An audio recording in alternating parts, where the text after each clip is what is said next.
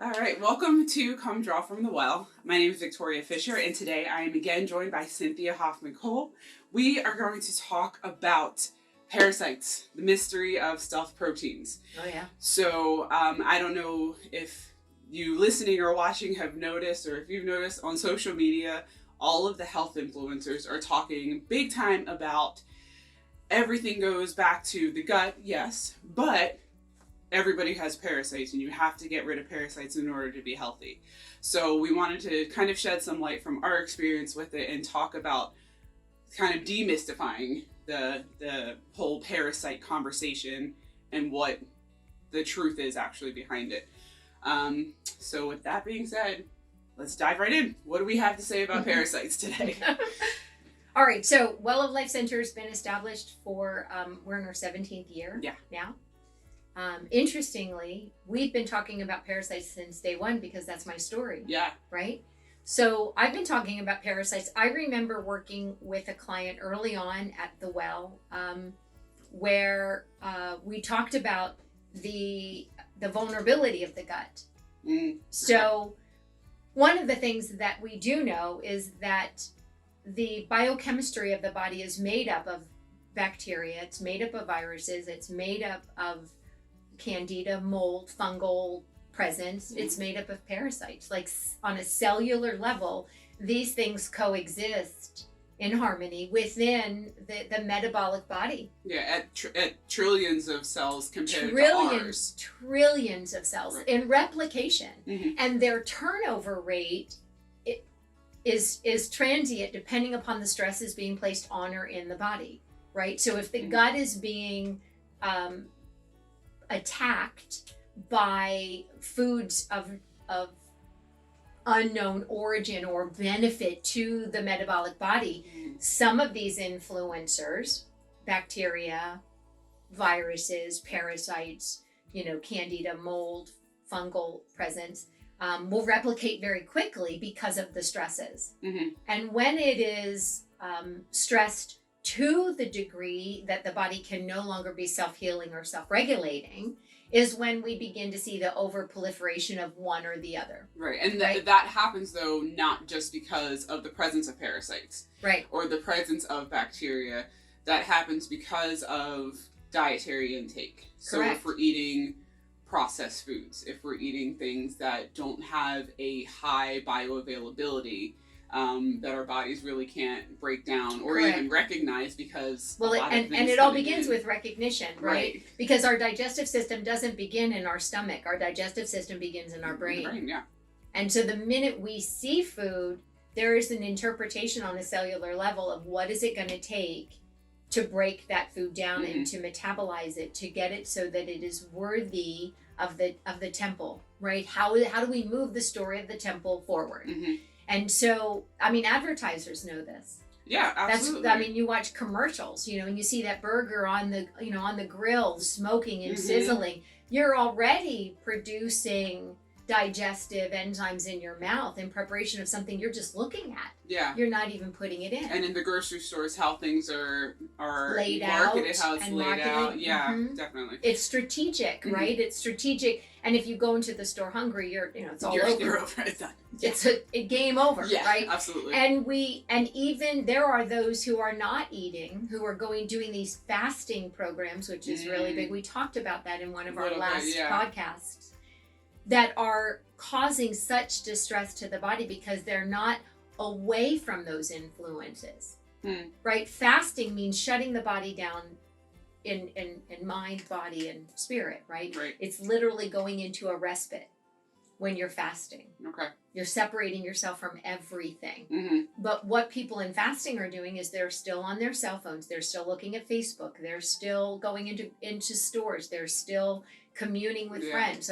And so what's happening is they're still releasing these digestive enzymes, causing the inherent weaknesses that invite these parasites in. Right? So we have the external influence of parasites, those that we pick up in water or food or from the ground. Those that are introduced to us from outside vectors, ticks, mosquitoes, spiders, right? They carry these It's part of their womb health. They will literally bite you and they inject, their womb health of proteins into your body, and those are foreign invaders. Right, yeah. And we're relying upon something that's found within the metabolic body naturally, which is histamine, to say, hey, something foreign's entered in, let's bind this up and let's carry it out. Foreign meaning cannot be used. It's not beneficial to our story. Right.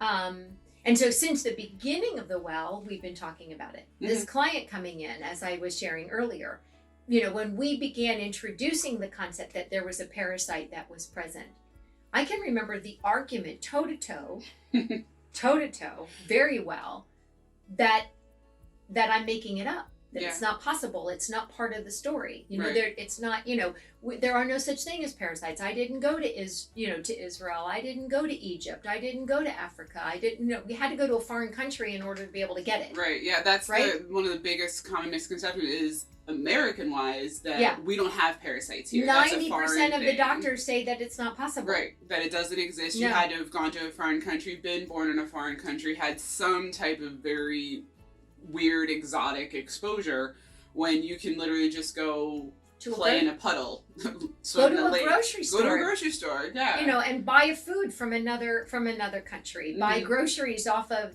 or America. Yeah. I mean, the problem is that we're cross-culturing. We live in an international environment now where we didn't at one time, and so taking a body, it's as simple as taking what we call mainland body and putting that mainland body in Hawaii. Totally different environment. Right? Totally different environment. Yeah. And the inherent weakness in a mainland body, even California-based body, relocated for a time in Hawaii, where foods are grown in soil that is biodynamic to that environment, can become sensitive to a parasite. And it's in America. Right? Yeah. So, toe to toe, not 6 months later, Oprah Winfrey had a conversation on her show about parasites. And now suddenly it became a real thing. Because Oprah said it. Right? And I know that sounds silly, right? No, but what's happened, what we've seen in 17 years is that when you were talking about health influencers, who are these health influencers? Those who were in denial on this side of the story, but weren't giving enough grace to the possibility that it was a story that had merit, right?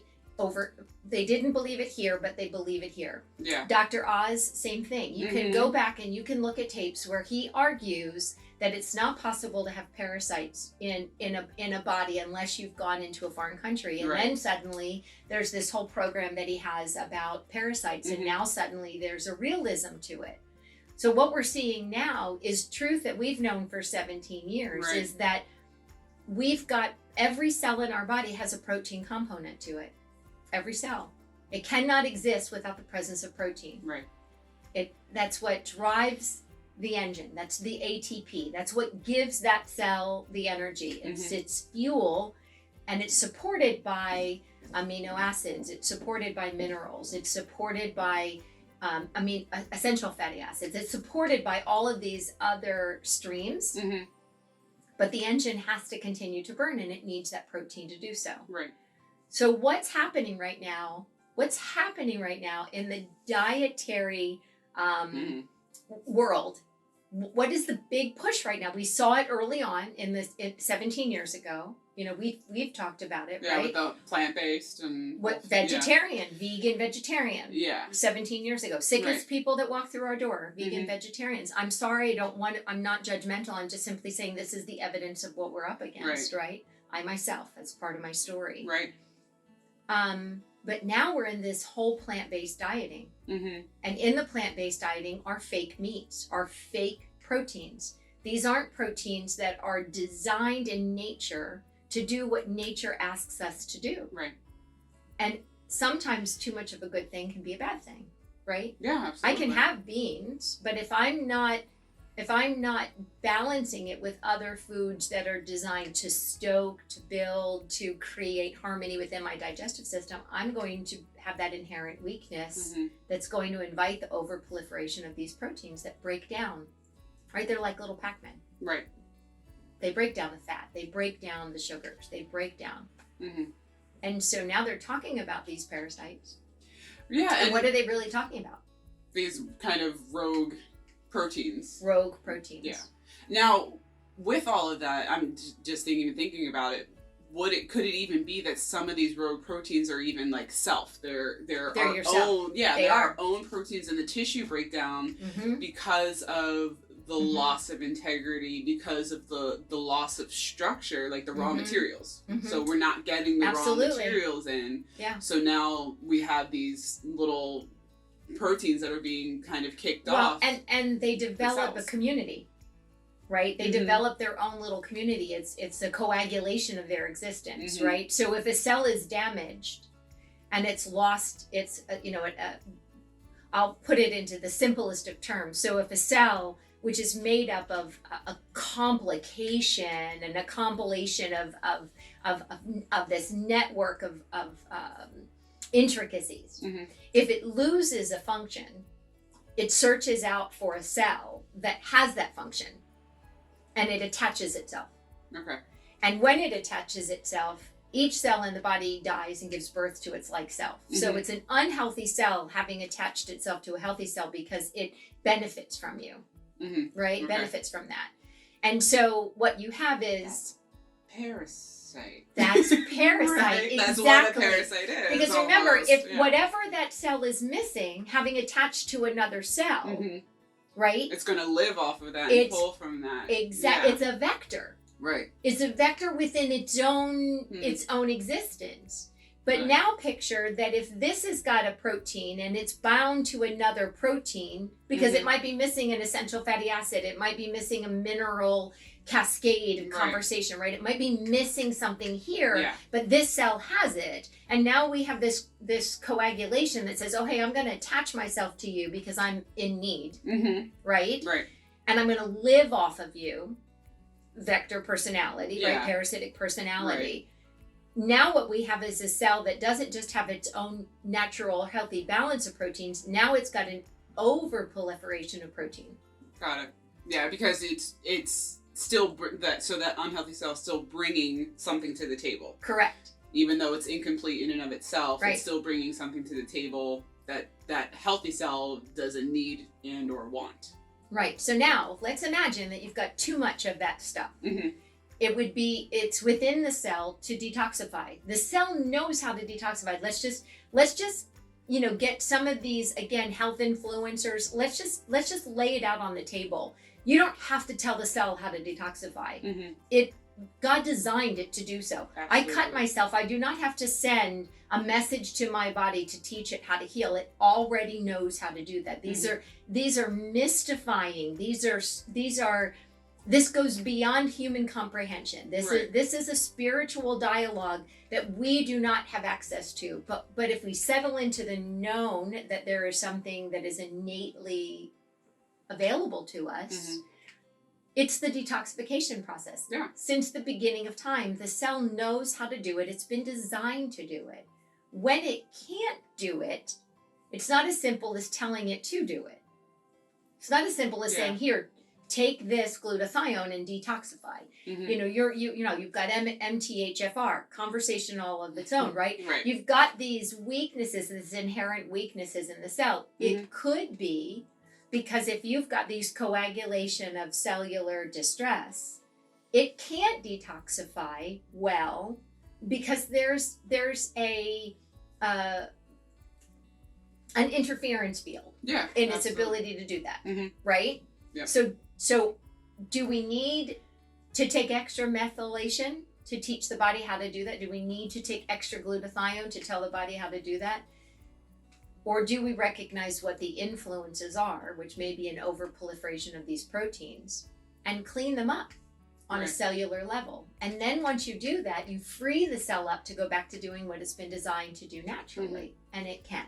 Now, with that being said, though, there could, though, be some deficiencies, not because the cell doesn't know how to do it, but because of the level of toxicity or dietary influence or emotional components that Big have time. now taken the body out of that. Mm-hmm. So sometimes there may be a need to replenish. Is that safe to say? Yeah, I mean, it's identify first what the stressor is, Mm-hmm. right? And in identifying the stressor, you free the body up from that sympathetic scream, Right. right? And once you do that and you lower the burden Mm-hmm. of whatever it is that's stressing that body, the cell will, on its own, be step to the plate. Right. Right? So the answer to that is yes and yes, right? Mm-hmm. So we know that it can, we know that it desires to, because it never stops trying to compensate. It never stops trying to find its way back to that homeodynamic state. Right. I do not like that statement, homeos. No, our bodies are dynamic, and we're always going to change and Always. adapt. Yeah. Because our environment's ever changing, our cells are ever changing because of our environment, the people we're around, the influence that we have, the air that we breathe, the thoughts that we think.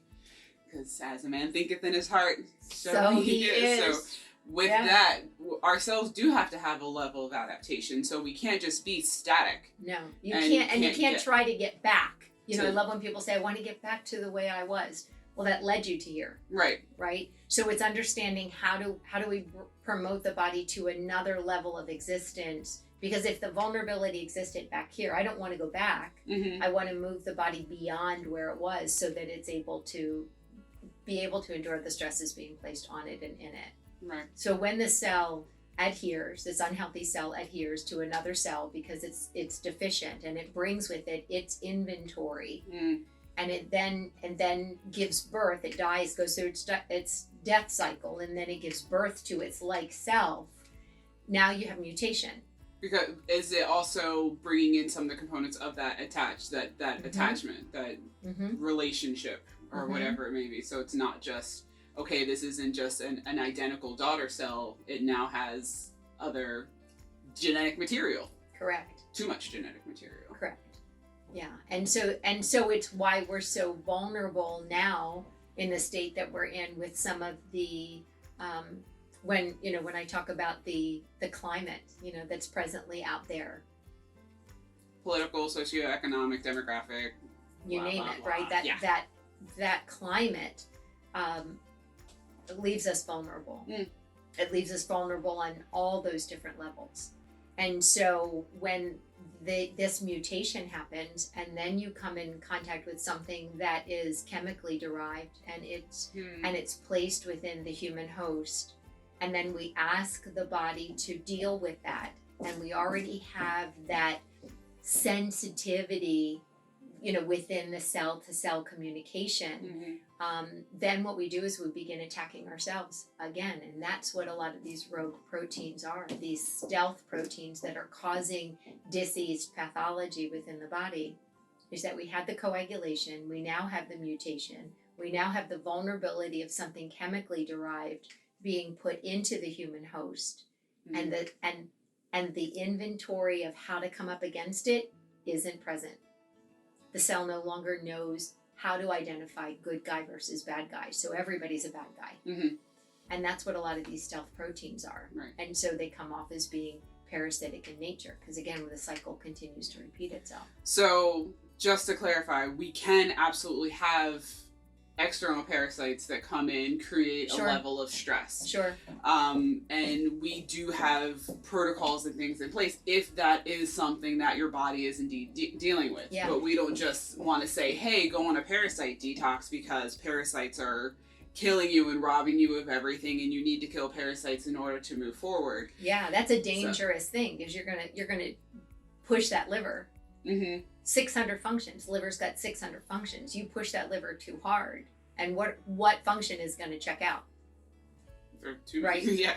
Way too many, right? But you have to love on that. You've got to give it the support that it needs. It's not as simple as just do a liver flush to get rid of parasites. So, let's do a parasite flush. And that's what a lot of the influencers are talking about. Yeah. And that's a dangerous game. Yeah, absolutely. And so we can have parasite, but we want to make sure that we're looking at what are some of these other conversations that are happening in the body. Correct. What's going on digestively, and not just what are you eating, but what's the gut doing? And when we talk about digestion, it's not just what's happening in the gut, because there's a whole metabolic dynamic that's happening outside the gut. Yeah. There's all that conversation that you were talking about. So we have these rogue proteins, these incomplete cells that are now coagulating and causing all of this stress within the body. There is enzymatic function that needs to take place there, or enzymatic cleanup that needs to take place there. Right. And most of that enzymatic begins in the tongue, like right on the mouth. And so what we're putting in our mouths, what we're putting, what we're drinking, what we're sucking on, what we're chewing on, whatever it is, if we're chewing gum, we're releasing enzymes in the mouth. So the body doesn't know the difference between the gum you're choosing and the meal that you're having. So it could very well burn out the proper, the digestive enzymes. The parotid gland. I mean, talk about the least talked about gland in the body is the parotid gland. Yeah, so the parotid glands are in your mouth. It's part of the whole salivary aspect, but it's kind of, I think way back in the day, you kind of described it as like the bugle horn. It's like, it is. It's sounding off that something's there. Yeah. So as soon as we put food in our mouth, or we put anything around our mouth, our body's starting to take inventory. Yeah. And that parotid gland is sending those signals either to the immune system or to the gut to say fight or digest. Right. So there's a huge conversation that can be misinterpreted there. Yeah. Because we're putting in things that are either highly inflammatory, food-like but not really food. It's the beyond meat. Yeah. Right. The process. It's food, but it's still processed. Factory meat. And I mean, and the energy in people who are really big on this, climate issue, and this real, about how to have healthy food. I love it's a discussion for another time, but the whole thing about the cow and the methane. And how they now have masks because the cows burp and fart methane. Yeah, and it's destroying the environment. And there's so the current health influencers I listen to from a point of grace, right? I take everything that you've known this for, all the years that you've been working alongside of me. I take everything that I hear before the throne of grace, and I lay it out before the Most High God, because he's not really surprised that cows fart. He's not surprised that they burp. Let's just be real. Yeah. He's not surprised. He's not surprised that the sun comes up every morning and then goes down every night. He's not surprised that there are rays that the sun produces. He's not surprised by that. Right. How we interpret that association is between us and him. Right. And he developed all things for the good of those who were called for his great glory. Right. So the goodness of what he has for us is ours for the taking. And then we're called to be stewards over it. And that's where we have gone completely awry. Because if you look at a grass-fed cow in its natural environment, what it's eating, what it's grazing on, what it's exposed to, versus the commercial factory farms that you have to actually put a hole in the cow's side and have a tunnel, so that way you can actually extract what they're not digesting. Sure. Because they're being fed hay and corn and all these things that they're not actually were never created to eat. Well, because we've had a demanding society, right? When a 6-ounce porterhouse steak isn't enough. 24 ounces must be consumed. Yes. Yeah. Right. I mean, and truly metabolically, you can't even utilize all 24 ounces of that metabolic protein. Right. Right. 24 ounces of a steak. You're lucky if 3 to 4 ounces of that available protein is actually used to help edify your body. The rest of it is causing cellular damage, that's causing the coagulation, that's putting us into the point where we are mass producing these rogue proteins. AKA parasites. Right? And so we developed the commercial out of demand. But if you look at historically, you know, they weren't eating the way we are eating today. Right. You know, I was just over in Europe, and I was shocked, pleasantly shocked, at what the offerings were. But I can tell you that the average American going to Europe for a meal where a protein is served would be terribly disappointed, because what they're looking for is the plate to be filled. First of all, the plates are smaller. The portions are broken down over time. You dine, you don't eat. You dine. You dine. Literally, they can eat late at night because they eat in stages, and they give their bodies rest in between each portion. Shocking. But what have we been talking about for how many years? And went there, came home, no poundage, none. Why? Because it's complementary to the metabolic body. It's not overly, suppressive to us. Right. But they don't have the issue of mass production of cows in Italy, or in some of the European. They've got their other problems. They've got other problems. Make no mistake. But but we mass produce because we're a gluttonous society, and we take in far more than we should. Absolutely. And so we've caused damage to the digestive system in a very big way, right? So when we look at the environment and we say, I want food that's going to be better for the climate. Don't eat cow because I'm going to make fake meat for you.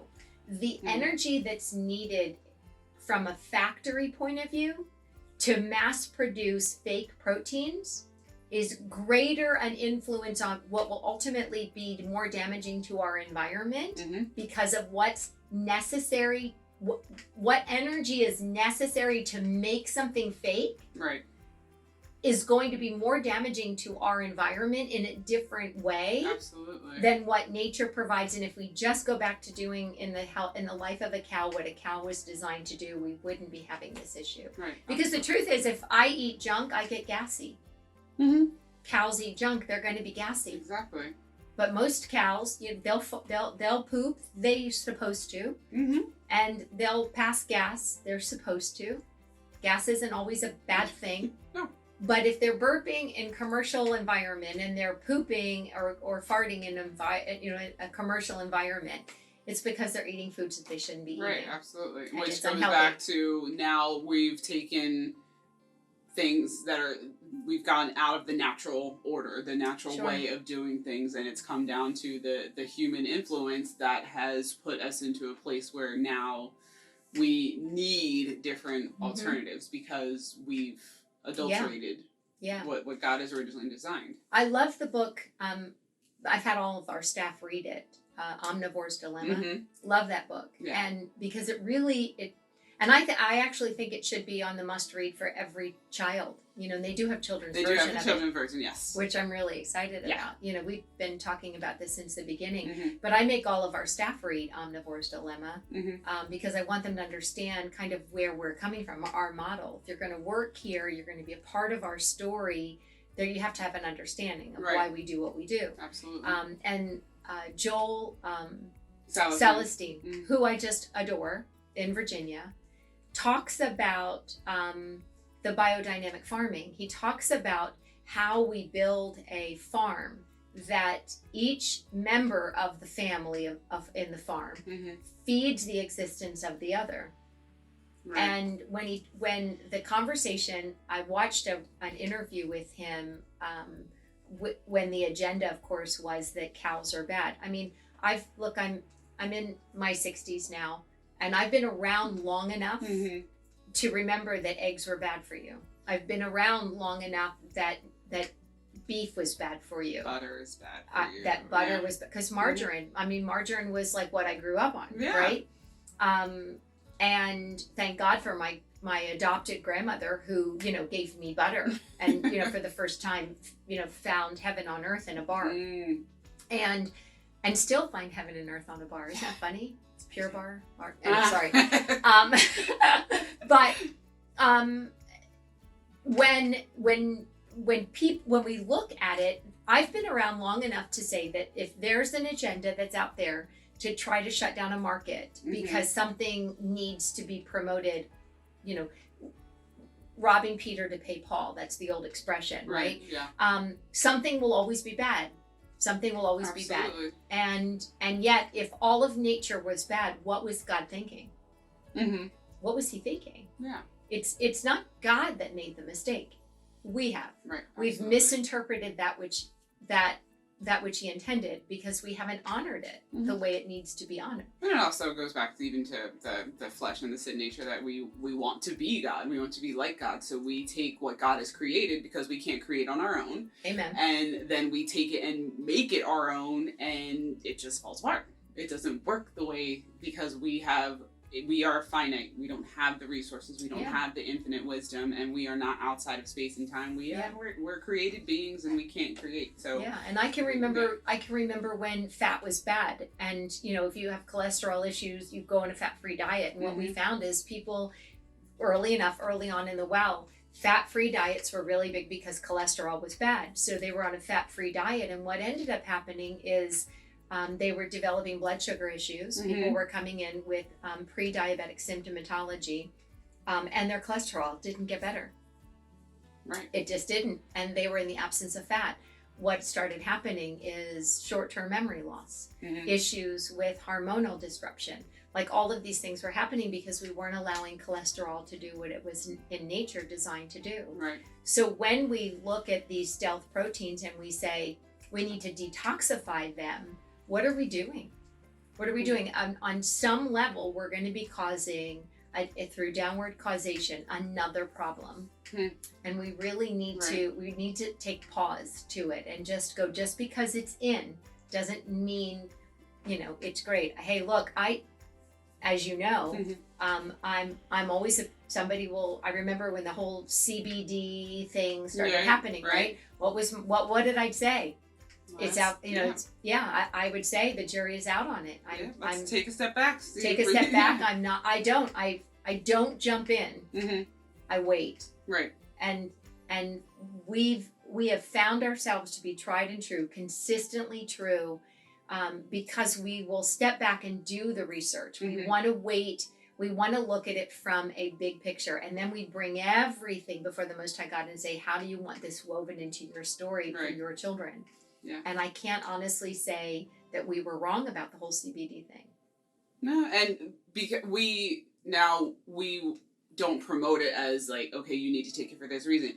It's part of our story, but for a very different reason. And where actual research has gone, it's part of our story in the spike protein aspect, which also parasite, parasite conversation, which is what's happening right now. Right. So it's more in that aspect, and not and looking at, okay, we have the information about. Now we're doing a little rabbit trail, but with the endocannabinoid system, it's looking at that. Okay, it's not the CBDs and the cannabidiols. Yeah, it's like, okay, let's feed the endocannabinoid system. Right. Let's optimize that because that's what God designed. Yeah. He designed us with the system. I mean, were you ever in school talked about the endocannabinoid system? No, not one bit in nursing school, not one bit in biochemistry or anatomy and physiology, nothing. We didn't talk about that. And when we talk about it with our clients, when they were talking with us about CBD and we talked about the endocannabinoid system, they were looking at us like, well, no, I just want CBD. Yeah, no, well, let's look at, okay, what is this endocannabinoid system? And that will maybe have to be another whole topic. But that's what I love about, you know, what we do is because we're not just going to be nutritional influencer and say something is so black and white. We really do want to talk about it from a collective dialogue. We want to build our clients up to be educated so that they can make the educated decision. And so when we look at what's happening with, again, in our climate, with the spike proteins, and the fact that the body is getting them in mass production, and those spike proteins are viewed within the human host as an external protein, a rogue stealth protein, the body's viewing it as a parasite. Absolutely. And it's mounting a war up against it. And it's saying, you're not natural. You're not supposed to be here. And so if 70 to 80% of the immune system is in the gut, we're going to have gut disruption. Absolutely. And we're going to have anxiety. and we're going to have, pituitary distress hormonally because of the conjugation of that hormone in the stomach. So the thyroid issues, we're seeing more and more of those take place in the presence of these spike proteins because, again, stealth proteins in a body that isn't metabolically sound is going to stress out not just one part. It's going to have a cascade of effect on so many others. Absolutely. And we want to educate. We want to help people understand your thyroid issue is not just about your thyroid.